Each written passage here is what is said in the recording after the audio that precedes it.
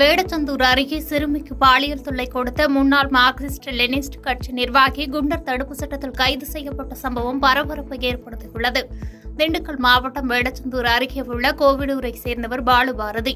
முன்னாள் Marxist Leninist கட்சி நிர்வாகியான இவருக்கு திருமணமாகி மனைவி மற்றும் குழந்தைகள் உள்ளனர். இந்த நிலையில் இவருக்கும் குஜிலியம்பாறை அருகே உள்ள ஒரு கிராமத்தை சேர்ந்த பெண்ணுக்கும் தகாத உறவு ஏற்பட்டதாகவும் அந்த பெண்ணின் மகளான 10 வயது சிறுமிக்கு பாலுபாரதி பாலியல் தொந்தரவு கொடுத்ததாக புகார் எழுந்தது. இதுகுறித்து அறிந்த சிறுமியின் தாய் வடமதுரை அனைத்து மகளிர் காவல் நிலையத்தில் புகார் செய்தார். அதன் பேரில் மகளிர் போலீசார் பாலுபாரதியின் மீது போக்சோ சட்டத்தின் கீழ் வழக்கு பதிவு செய்து அவரை கைது செய்து திண்டுக்கல் சிறையில் அடைத்தனர். இந்த நிலையில் திண்டுக்கல் மாவட்ட எஸ்பி பிரதீப் பரிந்துரையின் பேரில் மாவட்ட ஆட்சியர் பூங்கொடி பாலுபாரதியை குண்டர் தடுப்பு சட்டத்தின் கீழ் கைது செய்ய உத்தரவிட்டார். அதனைத் தொடர்ந்து வடமதுரை மகளிர் போலீசார் திண்டுக்கல் சிறையில் இருந்த பாலுபாரதியை குண்டர் தடுப்பு சட்டத்தில் கைது செய்து மதுரை மத்திய சிறையில் அடைத்தனர். நீலகிரி மாவட்டம் மஞ்சூரிலிருந்து இன்று காலை கெத்தை மலைப்பாதை வழியாக கோவை நோக்கி அரசு பேருந்து சென்று கொண்டிருந்தபோது கெத்தை மலைப்பாதையில் குட்டிகளுடன் காட்டு யானைகள் நடுசாலையில் வழிமறித்து நின்றது. இதை பார்த்த அரசு பேருந்து ஓட்டுநர் சிறிது நேரம் யானைகளுக்கு இடையூறு செய்யாமல் பேருந்தை நிறுத்தினார். தொடர்ந்து அந்த யானை கூட்டமானது வனப்பகுதிக்குள் சென்றதை அடுத்து அரசு பேருந்து ஓட்டுநர் பேருந்தை கோவை நோக்கி எடுத்து சென்றார். இதற்கிடையில் சாலையை வழிமறித்து நின்ற யானை கூட்டத்தால் சற்று பரபரப்பு நிலவியது. சென்னை தாம்பரம் அடுத்த மாடம்பாக்கம் ஆதித்யா நகர் பார்க் சந்திப்பில் வேங்கி வாசலில் இருந்து மாடம்பாக்கம் நோக்கி 2 சிறுவர்கள் இருசக்கர வாகனத்தில் வேகமாக வந்து கொண்டிருந்தனர்.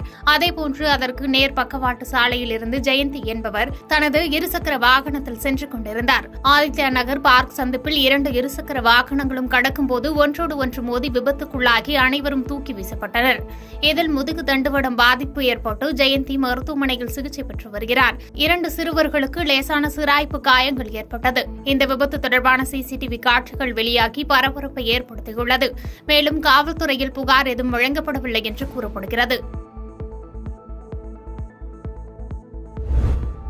சென்னை திருவொற்றியூர் தியாகராஜபுரம் 3வது தெருவில் வசிப்பவர் பார்த்திபன் மற்றும் மோத்தீஸ்வரன். இவர்கள் நேற்று இரவு வீட்டு வாசலில் அமர்ந்து பேசிக் கொண்டிருந்ததாக தெரிகிறது. அப்போது அங்கு முகமூடி அணிந்து வந்த மர்ம கும்பல் 2 பேரையும் தலை, முகம் ஆகிய பகுதிகளில் சரமாரியாக வெட்டிவிட்டு தப்பி ஓடியது. மேலும் பலத்த காயமடைந்தவர்களை அக்கம் பக்கத்தினர் மீட்டு 108 ஆம்புலன்ஸ் மூலம் அரசு ஸ்டான்லி மருத்துவமனைக்கு சிகிச்சைக்காக அனுப்பி வைத்தனர்.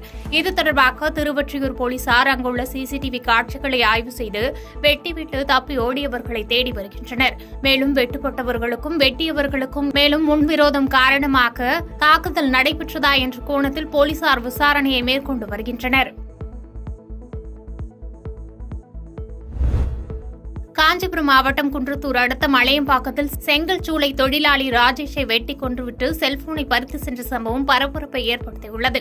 இயற்கை உபாதைக்காக சாலையோரம் சென்றபோது பைக்கில் வந்த கொள்ளையர்கள் கைவரிசை காட்டியதாக முதற்கட்ட விசாரணையில் தெரியவந்துள்ளது.